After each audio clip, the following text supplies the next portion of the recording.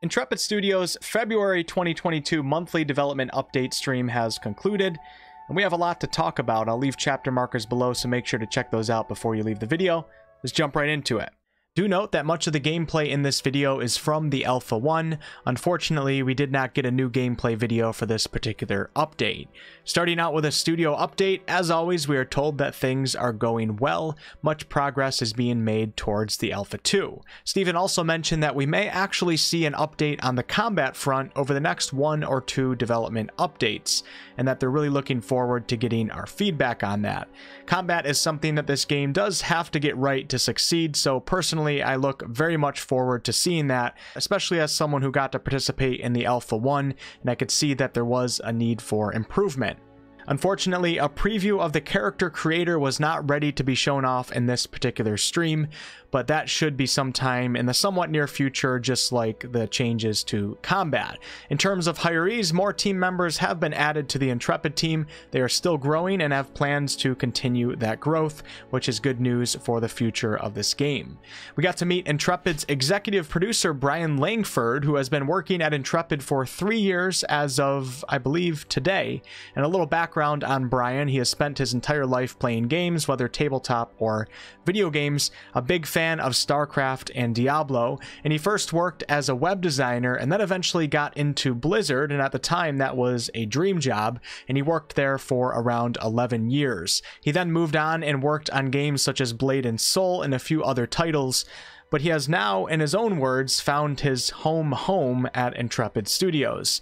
The guy seems like he's really excited to be at Intrepid, which is of course always good to see as an onlooker. Now on to the fun stuff, starting with the animal husbandry profession, which we did get quite a lot of information on. So in Ashes of Creation, the artisan system exists within 3 main branches: gathering, processing, and crafting. Taming is one of the gathering professions that players will be able to use to locate, capture, and also tame wild creatures in the world of Vera. Creatures found throughout the world will all have a wide variety of different traits and characteristics, so different strengths and weaknesses within their species, and this all comes into play when you breed creatures. So if you want the ultimate horse, you have to think about things such as desert horses being known for their speed, tundra horses for their vitality, and Riverlands horses for their strength. Once you tame a creature, they can then be trained and bred, refined within the animal husbandry profession. You'll be able to breed creatures, study the offspring, and then make informed decisions when the features that you want to pursue in the next generation become apparent in the offspring that you have created. So they have a really full system going on here that obviously has a lot of depth to it. And we're not done quite yet. So when a new creature is born, it will need to be raised from birth to adulthood, and this is all part of animal husbandry. This period is the training period, and this is actually a very important stage of this profession, and it will have the largest impact on how the full adult creature turns out. This goes for a variety of different aspects of a creature's stats and features, from speed to endurance to health, skills, and physical appearance. Part of a creature's training period will include things such as feeding, taking them on practice rides, so mount training, training them to fight monsters, and much more. So it's actually really important to raise and train your creatures, not only just correctly, but the better that you do it and the more time that you spend on them, essentially the better that they will turn out. There will be some elements of RNG behind this system, but it won't be the primary driving force. It's more so about your experience, knowledge, proficiencies, and in general, the effort that you're willing to put into it.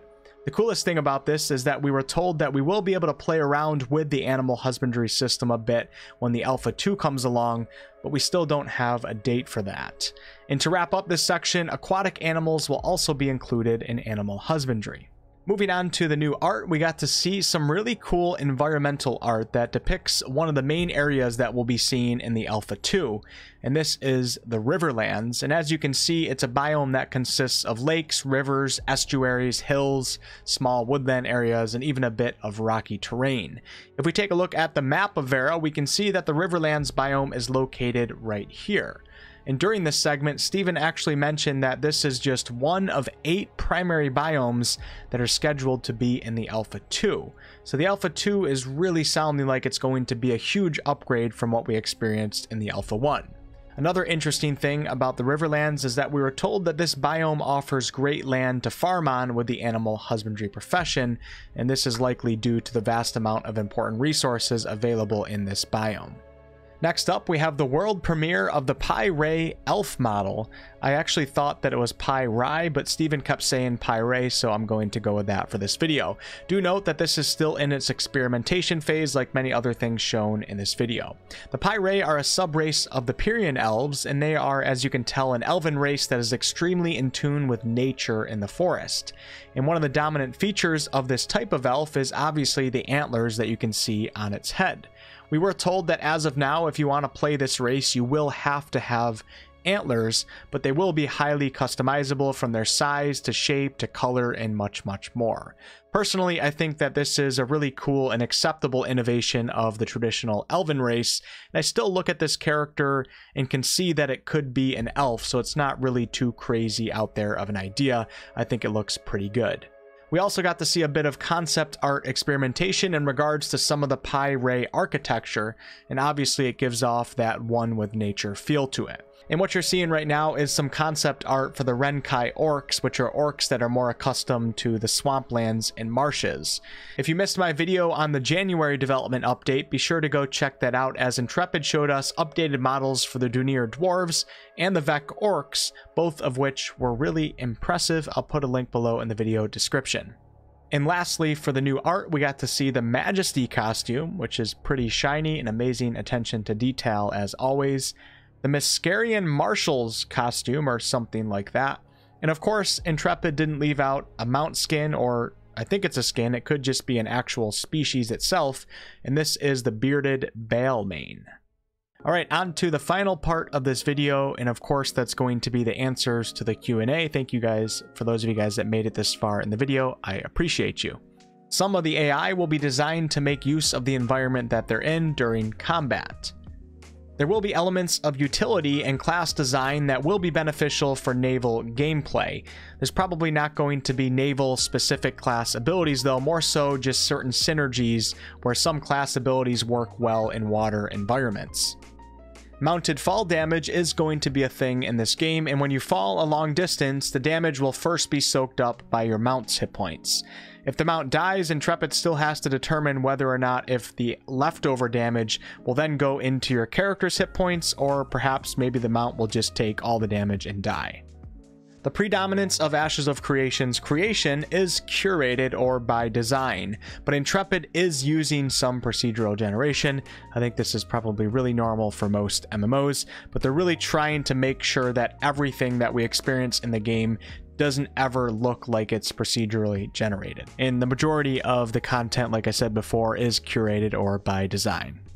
When traveling between certain nodes, there will be flight paths and roads that your mount can take, where you as the player might be able to step away from your PC, kind of similar to World of Warcraft, where you can take a flying mount from Stranglethorn Vale to Stormwind. I think I'm getting those names right. It's been about 10 years since I played World of Warcraft. Steven also mentioned that you should be able to take control if you're on a road that guides your mount from a node to a node. You should still be able to take control and then veer off the path if you want to. And in general, world travel is not going to be like this, as it only occurs between certain nodes. When shipbuilding, ships will have classes, and the class of your ship will dictate the type of attachments that can be applied to your ship and in what quantity. So for example, military vessels will have more capacity for weapon-based attachments, transport ships might have more capacity for defensive-based attachments, and that will be it for today's video. Thank you guys so much for watching. As always, for more Ashes of Creation news and updates, be sure to hit that subscribe button. I typically cover it once or twice a month, and then when the Alpha 2 comes, I'll be doing content like I did with the Alpha 1. And yeah, I will catch you guys on the next one.